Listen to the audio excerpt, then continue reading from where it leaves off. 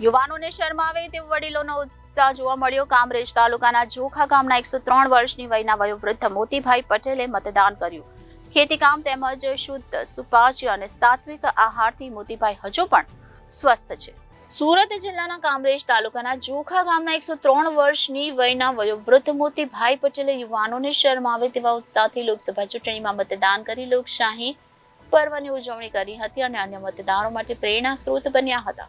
તેમણે ઘરે બેઠા પોસ્ટલ બેલેટથી મતદાન કરવાની સુવિધા મળતી હોવા છતાં તારીખ 7મી મેએ મતદાન મથક પર જઈને મતદાન કરવાનો આગ્રહ રાખ્યો હતો. પરિવાર સાથે નિવૃત્ત જીવન વિતાવતા મોતીભાઈને પૌત્ર નિલેશભાઈ મતદાન કરવા માટે બૂથ પર વ્હીલચેરમાં લઈ આવ્યા હતા.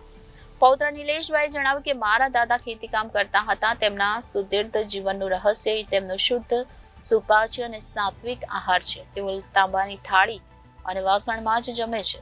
100 વર્ષ સુધી તેઓ ખેતરે જતા આવતા હતા. છેલ્લા 3 વર્ષથી જ ખેતર નથી જઈ રહ્યા. તેમણે સવારે વહેલા ઉઠીને રાત્રે વહેલા સૂવાનો નિત્યક્રમ જાળવી રાખ્યો છે. ગ્રામ્ય વિસ્તારના આદર્શ અને શુદ્ધ વાતાવરણના કારણે હજુ પણ સ્વસ્થ અને ખડતલ છે. Bureau report Janadesh news, Surat.